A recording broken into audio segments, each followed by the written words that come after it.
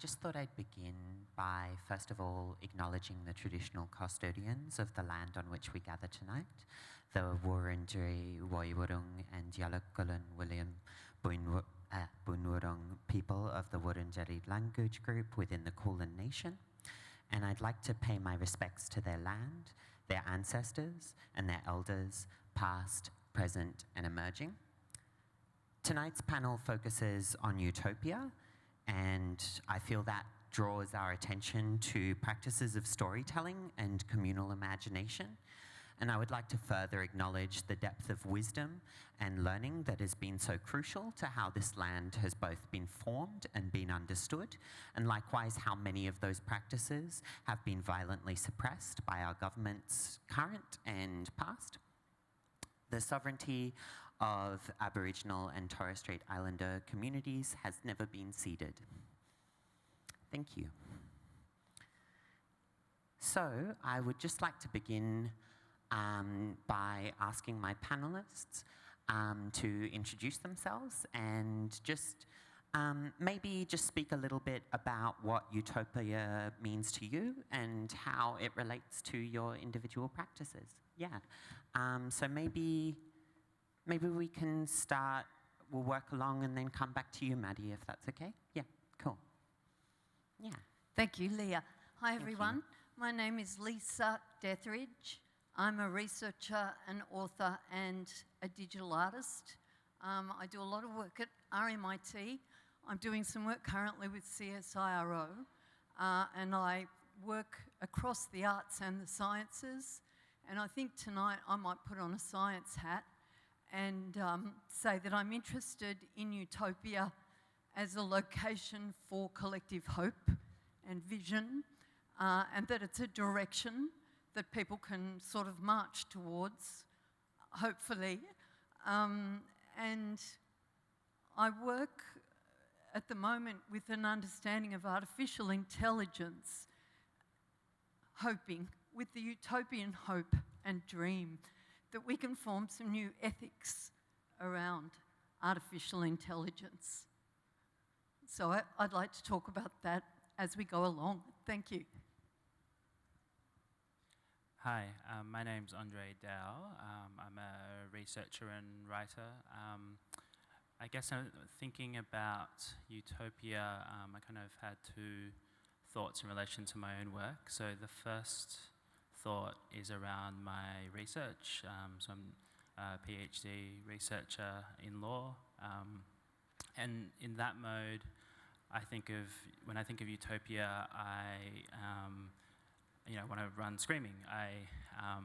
I'm entirely in a mode of critique. I look at sort of the utopian visions coming out of places like Silicon Valley, and I think that they're so ahistorical and take no account of social and cultural complexity and richness and so on. So that's my first thought about Utopia. And then my second thought about that is that in my other work as a writer and an oral historian, I spend a lot of time sitting down with people and talking to them about their trauma, their experiences in, say, immigration detention, or I've spent a lot of time researching my own family history out of Vietnam. And when I'm doing that work, I am entirely focused on the past, and I guess honouring the suffering and resistance of the people that I speak to. And my thought around Utopia was, when I'm doing that work, am I seeding the future? Is there any way to do historically informed work that takes account of trauma and injustice, which doesn't remain always in the past? And is there a way for me to recover some sense of the future that I'm not always only critiquing? So my name is Lizzie OShea. I'm a lawyer. I'm also a writer. So I am the chair of Digital Rights Watch, which advocates for human rights in online spaces. My book, Future Histories, looks at applying thinkers and social movements from the past to discussions that we have about technology today, in the hopes of giving them some context and helping to navigate a path towards a more democratic digital future.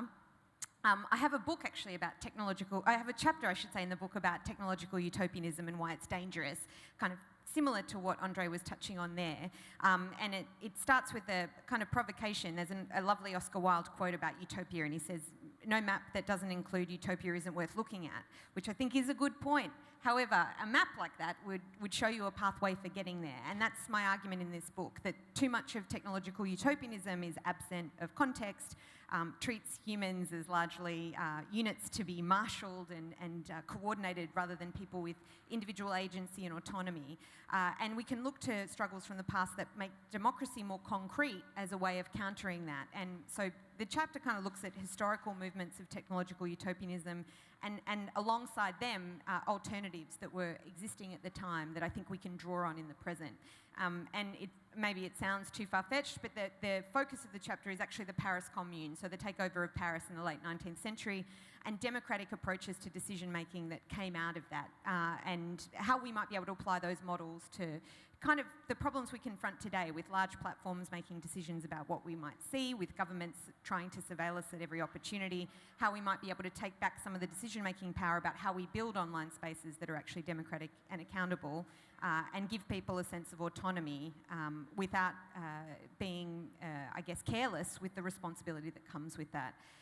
So I do think utopianism is an important idea to reclaim in a context in which we're confronting social problems that are catastrophic in many different facets of our life, because we need to find a way through them. But I equally think that we don't want that to turn into carelessness, mindless optimism, and we certainly don't want to offload the responsibility of shaping that world onto a small elite. We want to make it a concrete, diverse and inclusive project that is built from the bottom up.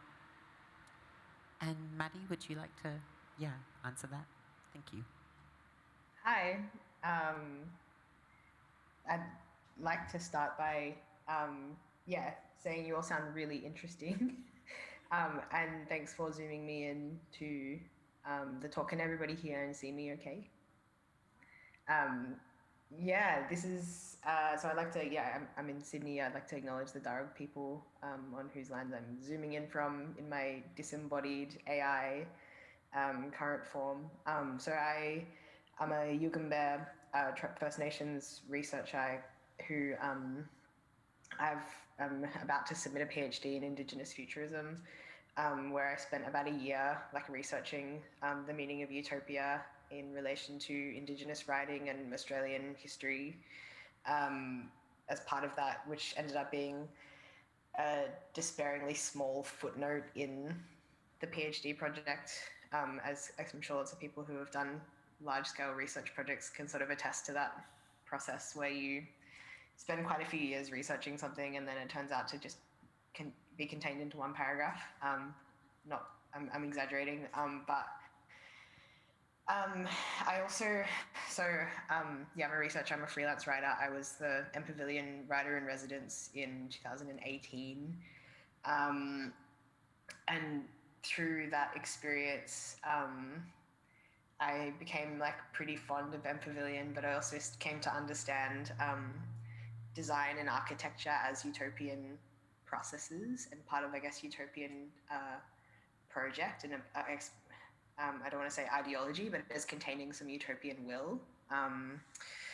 And that was a really interesting experience for me to reflect on, my existing sort of feelings and fascination with utopia, which is something that I see as a tool, but by no means a neutral tool either, a really ambivalent tool and something which has deeply shaped the reality that we live in colonial Australia as well.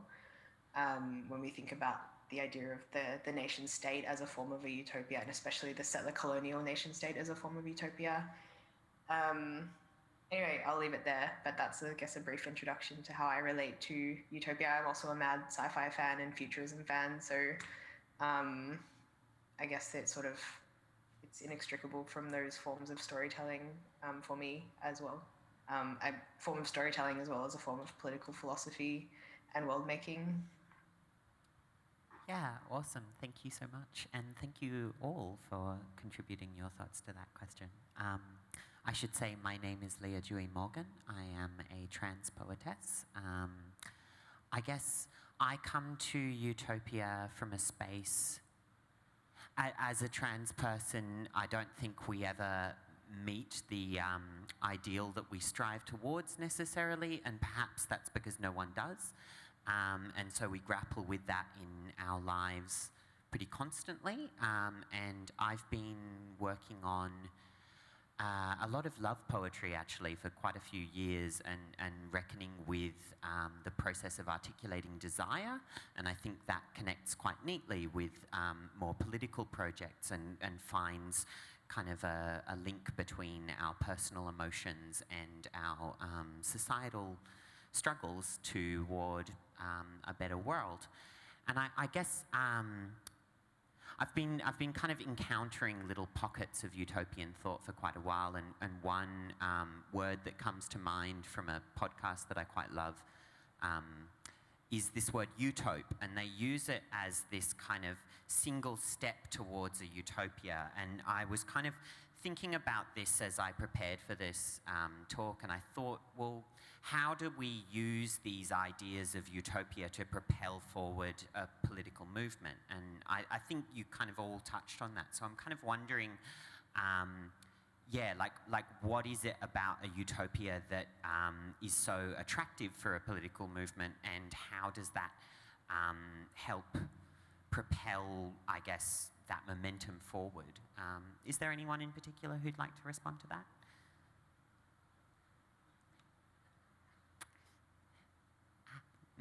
I'm always happy to respond. I've always got a million things to say. But yeah, I think this is a real question, because particularly in the technological age, you have a very small group of people who might be making a lot of decisions that affect a very large number of people. So how you design online spaces is the obvious example. But how, say, you design an algorithm that determines who gets access to a welfare scheme, for example, that's now being rolled out in countries all around the world. So that's a very a damaging scheme if it doesn't include people who it affects in the design process. So one of the things I always think when I think about utopia is it's a world that's designed to be perfect, but it's designed by someone. And so we need to think about who is that person and what kind of values do they bring and who's missing from that equation. So I'm always a bit skeptical of the idea of utopia for that reason, because it might be something that that propels a social movement through imagining a better future and a better alternative,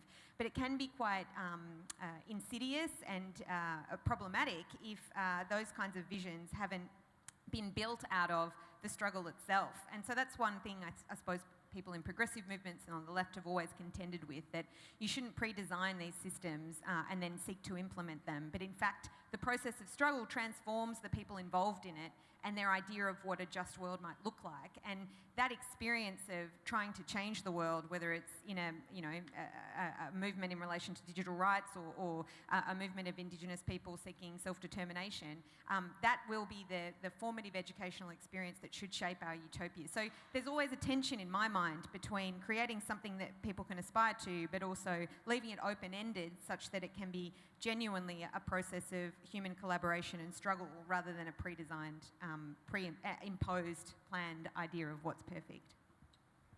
I think there's a really important point there about who gets to define utopia and who gets to kind of bring those stories forward that gain that traction. I think you were mentioning before, Andre, about like a kind of a utopian vision within a minority, or also like I'm also thinking about Black futurity in your practice, Maddie, and just how important it is to have like alternative voices in that space of utopian imagining. I guess I'm wondering if like is that destination achievable? Should it be, or should should we be pragmatic with our utopias, or should we be fantastical and kind of like free imagination and really go out on a limb? Like, what are the advantages to the two different directions there? Yeah. Just to take up your invitation around the work that I was talking to you before we started. I guess the context for that is for the last few months I've been following some abattoir workers in Warrnambool. So Chinese, largely Chinese 457 workers, so they're temporary migrants. And I guess the big picture story out there is that this is an abattoir that was historically heavily unionised and almost entirely had a local workforce. And over about the last decade or so, that's been hollowed out and replaced by this kind of imported temporary workforce. I suppose the point of connection here to tonight's topic is that each of these people that I've spoken to has said they came out here on the promise that you work for 4 years, you suck up the terrible conditions, and then you're on a pathway to permanent residency. And it was particularly the way in which they described the conditions of the work in the abattoir. So these are all skilled workers who were working in abattoirs in China. And they would say, and this is perhaps naive on my part, but I was really surprised that they said that the work here was faster and harder than in the abattoirs they worked in China. But they didn't complain because there was this hope held out to them. And so in the last year or so, that hope's evaporated as it's become clear that then they won't be able to stay in Australia. And I guess I was wondering, in terms of what they were, putting their lives bringing their lives to Australia and working in this abattoir under these conditions. The thing that allowed them to get through that was this hope of a life that sounded about what I live every day.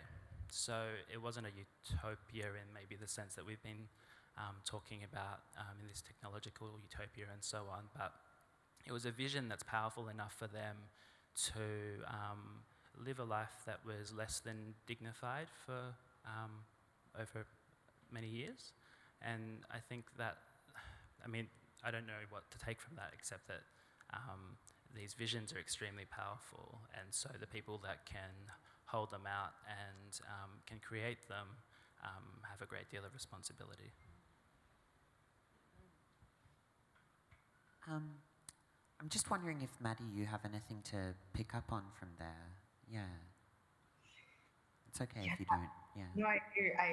I'm really interested in that idea of like the holding out hope and kind of grappling with disappointment as part of the Utopia story. There's a philosopher, a Yugambeh philosopher called Mary Graham, who points out there's two different positions that I've thought about on this, and one of them is from Mary Graham, where she speaks about how there will never be a paradise, and it's important to understand that there will never be a paradise because there's a hierarchical structure in Western society that gives you the impression that you're always on the way to somewhere better, to a better position, or to some destination. And further, that also in settler colonial societies, people are really habituated to the notion of traveling literally and metaphorically towards a great unknown where they hope that something better might be waiting for them. And so it's sort of saying heaven, happiness, love, security, and clarity and truth, and that's a sort of an illusion that sustains a lot of the movement that we experience in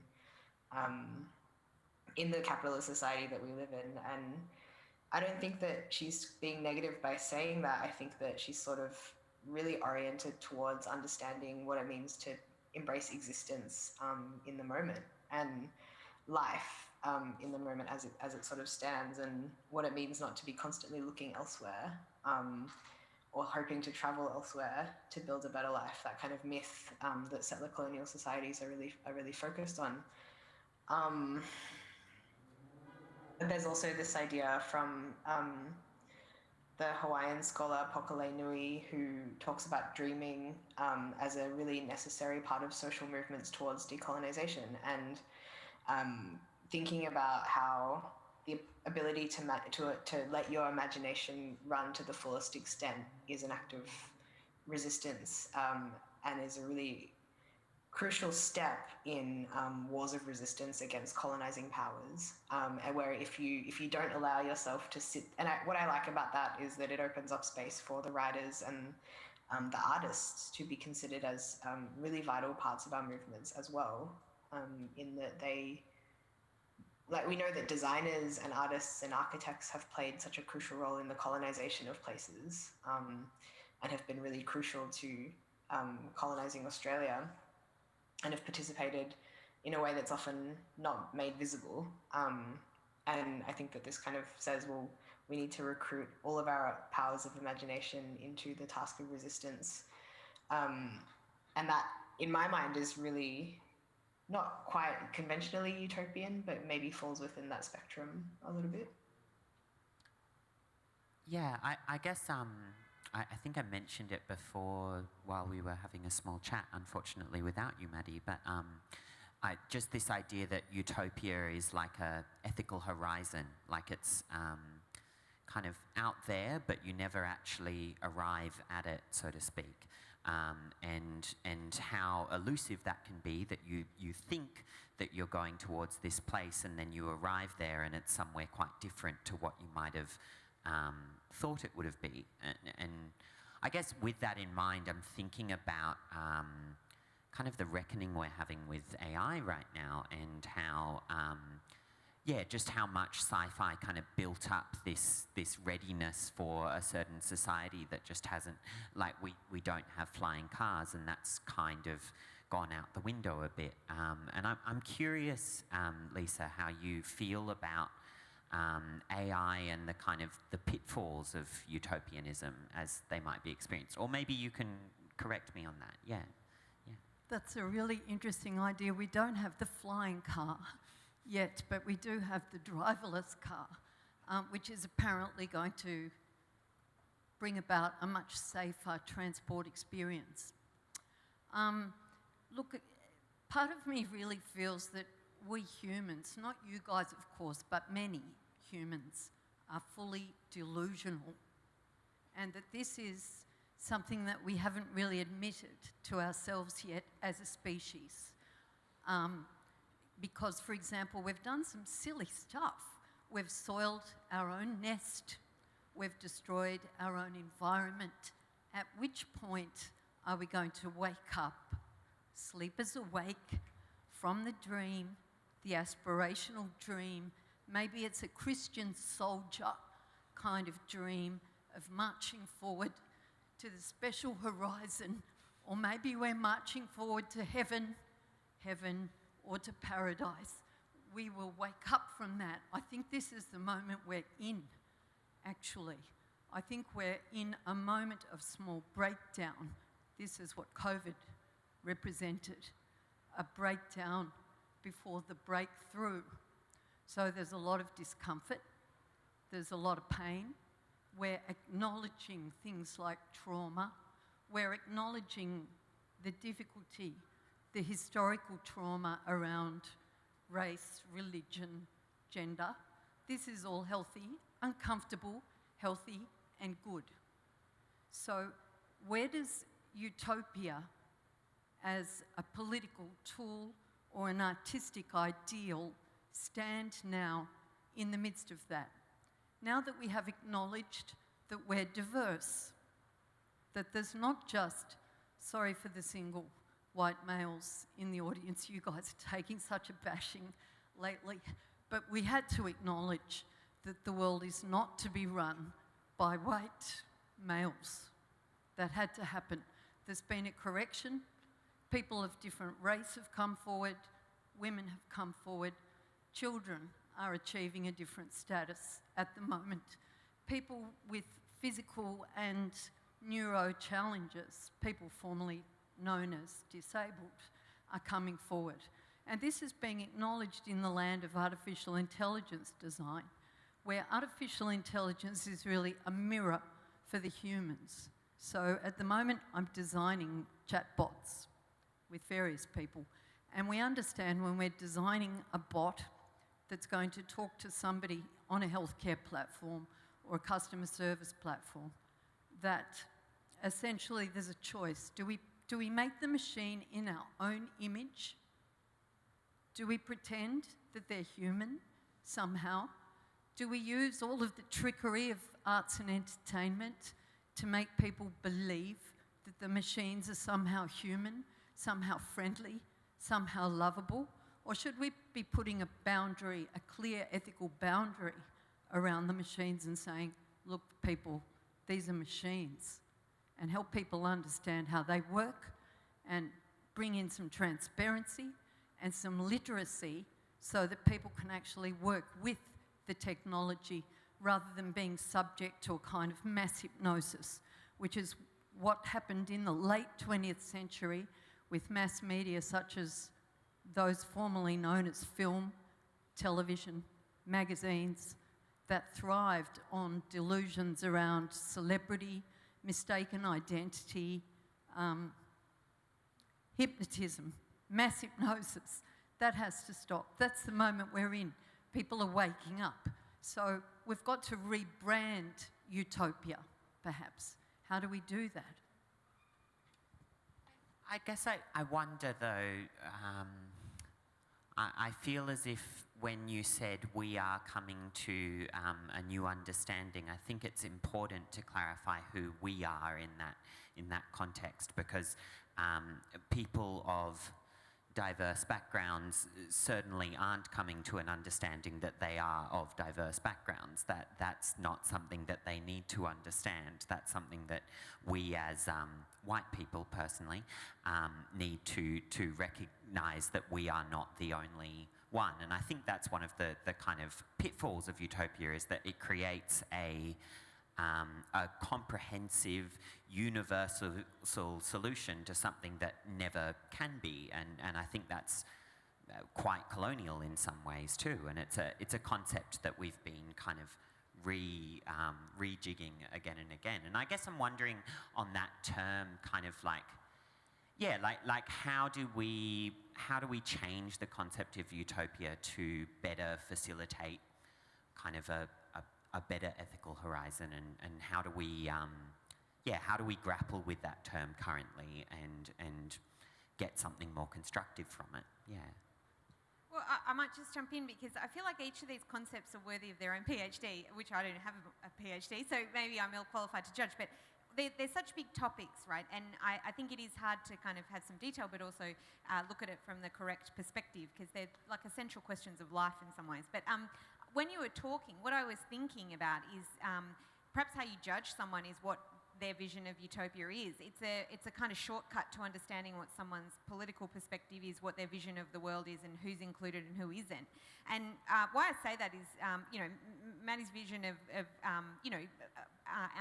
decolonised visions of utopia that have come out of Indigenous communities for struggle. Like, I'm sort of thinking of someone like Frantz Fanon, who talks about Pan-Africanism, that kind of glimpse in the last part of the 20th century where we saw a possibility of liberation from colonialism that was largely crushed by colonial powers seeking to put out that fire, but it still lives on in people's minds. That's a very useful idea of utopia, of a different possibility that could have taken form that we should cling on to and not forget. But then I also think about other people's understanding of utopia, and the person that comes to mind for me in the tech space at least is someone like Jeff Bezos. So when you talk to him, he's got a vision of how we solve a problem like climate change, which is, I imagine, different to yours and mine. So he says he wants to build colonies of billions of people out in space, and then Earth is rehabilitated into this nature wonderland that we can all go visit. And my feeling of that is like terror, because I can sort of imagine these colonies of billions of people in space, probably presided over by someone like Elon Musk, where he's now offering essentially indentured labour, so you can pay for your trip to Mars with him in the form of labour when you get there. That's like if I've ever heard anything that sounds like colonialism, that's certainly it. So in the 21st century incarnation. But Jeff Bezos building colonies like an Amazon factory here on Earth. And so that's his vision of utopia. Like, he genuinely can't think of anything better than that, which I think is sort of astonishing, but also gives us a clue about someone who's powerful, how they think the world should look, and it's a shortcut to understanding what they often conceal in platitudes, in carefully curated statements. And it's a way in which we can measure their intentions against our own, against what social movements might have put forward as an alternative vision of what a just and fair and perfect society might look like. So as a concept, that's how I think it can be useful, that there can be no single idea of utopia that everyone can agree on. That in fact, the way to kind of assess whether someone's got your best intentions or your best interests at heart in their intentions is by asking them that question and then taking them seriously when they give you the answer, and that it's a concept that is naturally divergent among people, but in fact that's some information we can use to build social movements, alliances, the capacity to change the world for the better. Andre, did you want to say something? Yeah, I just wanted to pick up on your point, Lizzie, about that moment in the 60s and 70s in which some kind of genuine change and decolonisation seemed possible. An interesting point there, I think, is kind of the history of this term, third world. And I think, third world, as it was deployed by people in the third world, at that time meant a third world as in another world is possible, a world that isn't, American capitalism or Soviet oppression. Obviously the ways in which that movement was crushed were very material, but also, I think, strongly conceptual. So the fact that third world now stands for a lower rank in a hierarchy it's kind of diabolically simple, but the way in which that possibility of another world is then destroyed and shifted into there is only one world, and there's a top rank, and then there's lower ranks, and then that genuine utopian promise of another world, other worlds, is converted into the promise that one day you third worlders can be first worlders like us, which I guess gets back to this point about false dreams and false horizons, kind of locking people into conditions that they ought to fight against. And as opposed to bring it back down to the detail, one interesting thing that happened with these workers that I've been following is that in the end of last year, just before Christmas, when it became clear that permanent residency was not going to happen, those workers organised a wildcat strike and walked out. Incredible, after 4 years or more of taking everything that their boss had been hurling at them. This moment of losing hope in some sense, but losing a false hope, I would argue, is also a powerful moment, or at least it can be. So that's maybe the one constructive way to think of those moments in which those illusions fall away. Does anyone else have anything to add to that? Or I just wanted to kind of work from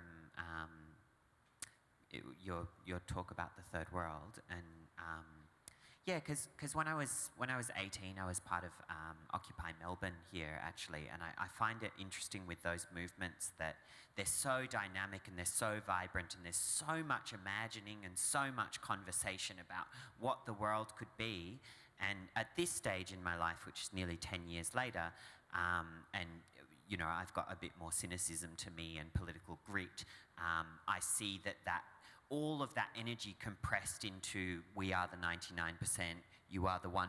And that language came into our culture through that movement, and through all of that vibrant dreaming, we came to, we got, 6 words into, or something like that, into the culture. And I think that I think that speaks to the utopian project of, you know, you push and you dream and all of this, and you get this one like little glimmer of something that might be useful out of it. I think that's often the case with those spaces, but then also that might be the spark that, you know, 20 years down the track, 40 years down the track, you know, it carries on. And yeah, I guess with all of that kind of wonderful chatter in mind, I'm interested in what, because I mean, you've mentioned COVID before, and we're in an ongoing ecological collapse. How do we then, you know, we are kind of guaranteed to have tragedy surrounding us for quite a long time, through all of our lifetimes. What then does it mean to have a hopeful vision in contrast to that? Yeah, I'd be interested.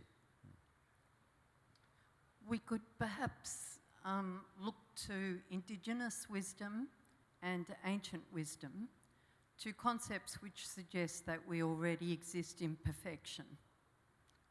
That actually, rather than being surrounded by tragedy, we're surrounded by beauty, that all is perfect and all is well.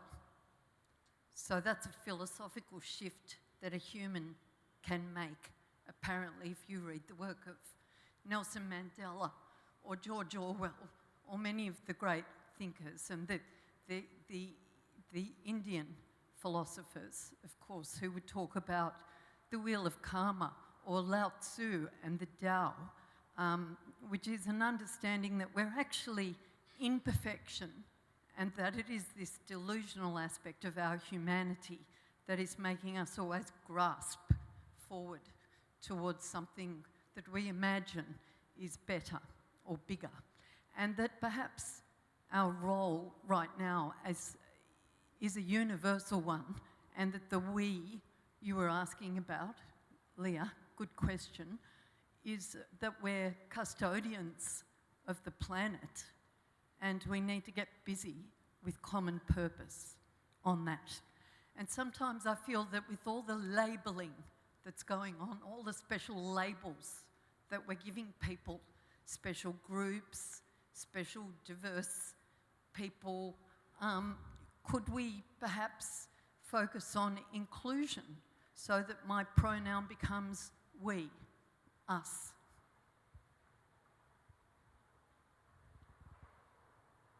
Would anyone like to pick up from there? I'm just... Maddie? I was, it's so strange you mentioned Occupy, because I was just thinking about it yesterday, and remembering that time, and yeah, like the different kinds of discourses that were coming out of, I guess, yeah, the way people were talking with both, because I think everybody knew that it wasn't a perfect movement or a perfect moment. That was kind of part of it, but then it also involved this occupation, which is such a utopian act, to occupy space and to fill it with bodies and to fill it with political ideas and to try and make it a point of origin for a new world. And then at the same time, everybody who was inhabiting it seemed to be very, not everybody, I should never say everybody, but a lot of the people who seemed to be operating in the space were saying, this isn't this, so this, we know this is silly, we know this is oversimplistic, and then the 99% thing is like a catch cry, and it's not really what we mean exactly, like we have more nuanced ideas than that. But I'm really thrilled by the idea too that, yeah, like what Lizzie had said earlier about what you can really tell a lot about somebody by the way they imagine the future, and you can also tell a lot about what you think of yourself and your own capacity in the present by the way you imagine yourself in the future. And also, I think what someone imagines for the future reveals a lot about the limitations that are imposed on them in the present as well. So, for example, in studies of utopian literature, in the sort of Marxist field, you can see there's some interesting sort of points that have been made about, at a certain point in utopian writing, the idea of the society without money disappears, And at a certain point of writing, the idea of a society without police disappears, signaling that at a certain point we have normalized these things to such an extent that we can't imagine life without them, even when we are making utopian visions for ourselves to live in. So when we're imagining the future, there was a moment during the COVID pandemic, is like when we were all in lockdown, where the question of whether or not maybe, there was almost this sort of suggestion, that maybe we'll stop paying rent. Maybe property will disappear. Maybe we will stop having to pay to live. Maybe money will disappear. And I felt so excited by that. I was like, okay, it's been 300 years since we've been able to imagine society without money. Maybe this is the moment, but it seemed to evaporate because the protection of the idea of property was so strong, like the urge to protect the idea of property and the urge to monetize existence was so, it's like we couldn't shake it. But there was a moment where it felt possible that we could start imagining that as the world we were going to live in, out of necessity, which was kind of cool. Those are just some of the thoughts that were bubbling up for me as I was listening. Do you mind if I just jump in? Because I think it's really interesting that you talk about police, Maddie, because there's a chapter in my book where I talk about the origins of the modern police force and how what that tells us about the modern surveillance state, and how you can draw a line between the two.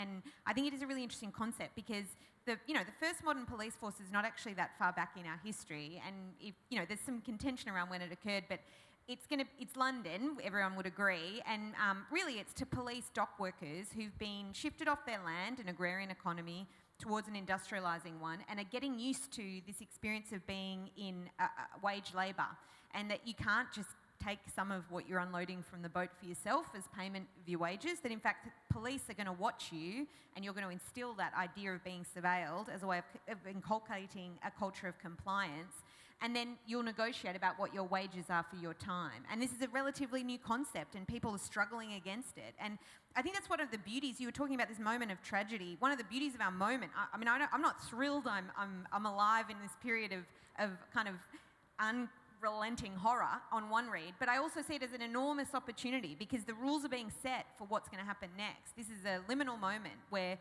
new ideas, particularly in the form of technology, are being developed and the rules of play are being set. And I want to be the worker on the dock who's kind of resisting the police and pushing back against the strictures of the social class that we're supposed to conform to, because this is the time to challenge it, not to wait until those rules have been set. And so I think particularly technology gives us some of the greatest potential to overcome some of these problems, to build social infrastructure, to challenge the collection of problems that we call climate change, to redistribute wealth and income so that the world is fairer. I think technology gives us the greatest potential we've seen in some time to win a different world, and this is the critical time in which these rules are being set. So the tragedy is the motivating force behind the activity for me, because we cannot let the alternative vision come to pass. I don't want to get into a world where we can't imagine, or not even the imaginers, even the writers and the artists have absorbed the rules of the game as the elite and the wealthy would like it, and those alternative possibilities start to disappear. So I think that's sort of our job in the wake of that tragedy, to see it as an opportunity, however trite that might seem, without minimising the horrors that we potentially face. But that we don't have a choice, that this is the task we've been given, and we need to approach it with verve and openness and a collaborative disposition. Yeah, I think it's... I'm just thinking about the recent Blade Runner re-release, actually, and I'm thinking about how much that was signified as this kind of death of our collaborative imagination, and how that period of utopia and dystopia has really... it's really haunted us as it's in our generation, the Star Wars reboots, the Marvel reboots. This imagining has become quite trite, and I'm kind of wondering, when you say technology, I want to push back, because we have our Elon Musks and we have our Zuckerbergs and all of them who, I think, for example, the Facebook principle that connecting the world together will make it a better place. Like, as a ideal without any moral background to it, just randomly connecting people together. If I just kind of forced you all into separate rooms with random strangers, that's not necessarily going to lead to a utopian principle, and I think that's what we're seeing play out now. That being said, however, to kind of go against myself, I think those liminal moments are constant, and we've been in those liminal moments for a very long time, and the rate of change that we're seeing in our society is actually, goes way back to the print press, and before that, perhaps even just to the invention of language. Like maybe that's what, really bound our collective dreaming together. We're approaching a point where we can take questions from the audience, but I thought I'd kind of wrap things up with just like, what would one kind of, like, and each of you have your own field from which you can speak this to, but what would one kind of utopian strive forward look like to each of you? Just a little lightning round. Maybe if you want to go first, Lisa. Yeah. Well, if we were designing something collectively and I said to you, okay, I've got this new thing, it's an energy machine and it can convert carbon dioxide to oxygen, it's solar powered, it's free, it can reproduce itself, and it contains polymers that can be used for building materials that last for hundreds of years. And what would it be? A tree. So for me, the utopian moment is going to be the moment at which the humans wake up and realise that this planet and our environment is the supercomputer, that we have to plug into it, and that is the system that we should be plugged into, and that the machines that we make are problem-solving models and toys that we've taken a wrong path in our evolution and have put too much emphasis on the problem-solving tools and toys. We've got to wake up and realise that this precious environment has got everything we need and more. That is the utopian moment. Andre? I thought it was interesting, Lizzie, that you mentioned rules. There was a legal scholar, American legal scholar named Robert Cover, who wrote that law is a bridge between reality and vision. For me, that idea of law as a bridge between reality and vision is a reminder that, say, technology doesn't operate in a vacuum. It is law and the rules that create, for example, data subjects for algorithms to exploit. We as data subjects don't kind of exist naturally in the ether. It's created by rules and laws, and often the picture of technology that we get given is that the technologists are off in the wild west of a lawless world, and they're creating technology, and that law has to catch up. But law's already there, and it's always already creating a space at the moment. The main function of law seems to be to create space for your Elon Musks and your Jeff Bezoses. The other thing that Robert Cover says that I find inspiring is that he also reminds us that law is only ever a collective imagining, and that anything that people are willing to put their bodies behind and put their lives on the line for becomes law. He was a legal scholar but also a religious scholar, and he argued for the idea that deeply held beliefs amongst any community should have the same kind of authority and prestige as law, as we normally think of it.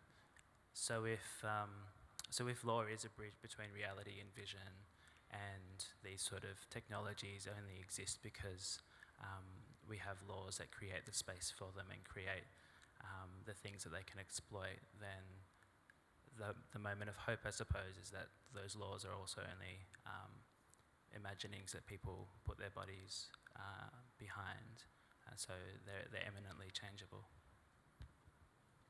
Okay, I'm going to do a lightning one because I know that I go on. But I would say like a utopian vision for me around technology specifically is like the breakdown between designer and user in technological development. So I want to see people in the room who are helping to design things that aren't necessarily who you'd imagine, that we're designing for the most vulnerable, for the people who have the most needs and that they're being met, instead of we're designing for the average person and ignoring those who sit outside of that norm. And that in doing so we can get a kind of diversity in how we produce and develop technology. And there's I think past examples of that. I mean, I don't want to talk about it now, but if anyone's interested in the Q&A, they can raise it. But the free and open software movement kind of had that sort of philosophy. It's got its problems, and its past was riven with all sorts of difficulties and blindness towards difference. But it was an interesting experimentation with breaking down that division between designer and user, so that it's not, technology's not imposed on people, it's built by and for people. And that's how we get technology that works for the many rather than the few. Maddie? Sorry, Leah, what is the prompt? I just wanted to have a quick idea of like a utopian strive, like just one utopian thing that you can think of from your sphere. Yeah. You know, I think that I've never been asked this before, and I think that I've just realised that I'm a Utopia objector. I don't think I can put forward a vision. I think I'm wrestling with this. I'm wrestling with the prompt, not to resist. No, completely. That's so fine.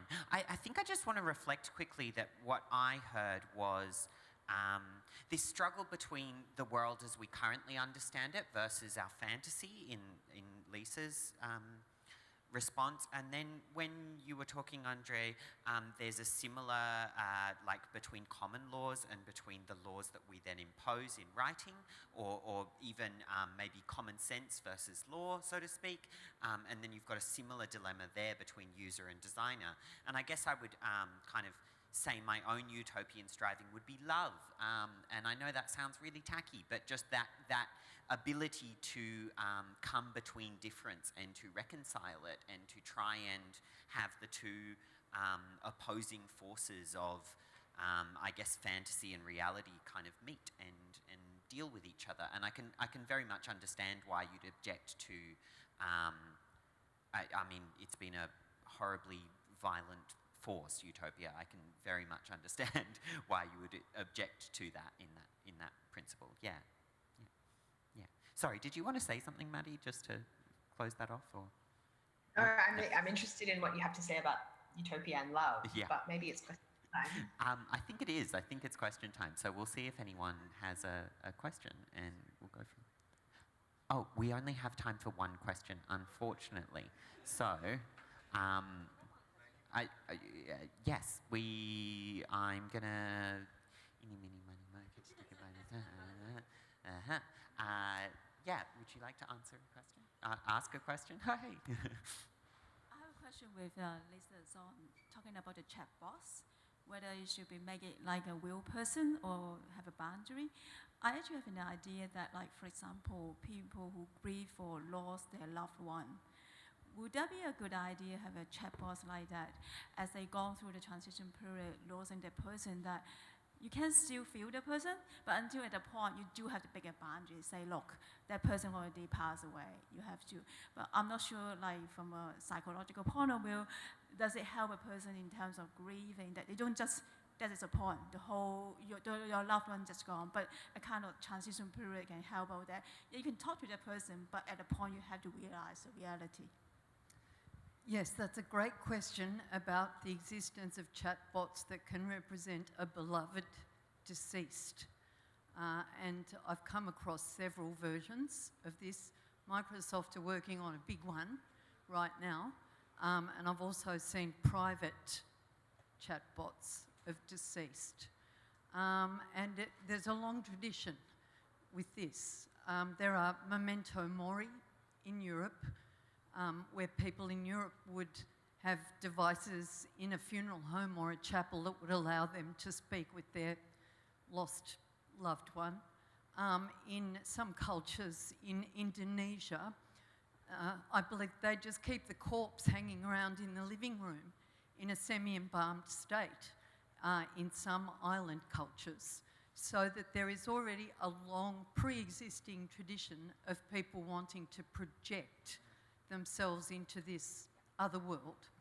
Whether or not we were to use chatbots for such a thing, personally, I don't need such a chatbot myself, but there are other more useful versions of chatbots that can be used for therapeutic purposes, especially for children and for the elderly and for people who are on certain neurospectra, the neurological spectrum, autism and so on, who find it easier to communicate with a robot than they do to communicate with a human. So we can set aside our value judgments about that and just say that this exists. Your very fine question about should we be encouraging people to believe that machines are human or not, to me, that degree of fantasizing is a childish phase that we go through, we humans go through in early life when we play with fetishes, with dolls, with training models and so on. It seems to belong to our early life phase. I'm not really in favour of encouraging humans to be delusional, although I've spent my whole life doing it, particularly when I worked in Hollywood. So I'm guilty as charged, but I think it has to stop because I think that humans really need to wake up and smell the coffee. Well, on that note, I think I'm going to call it to a close. It's been an absolute pleasure to be with you all here. Thank you for coming out tonight. I would like to thank Maddie Clark and Lisa Dethridge and Andre Dow and Lizzie OShea. And my name is Leah, and thank you.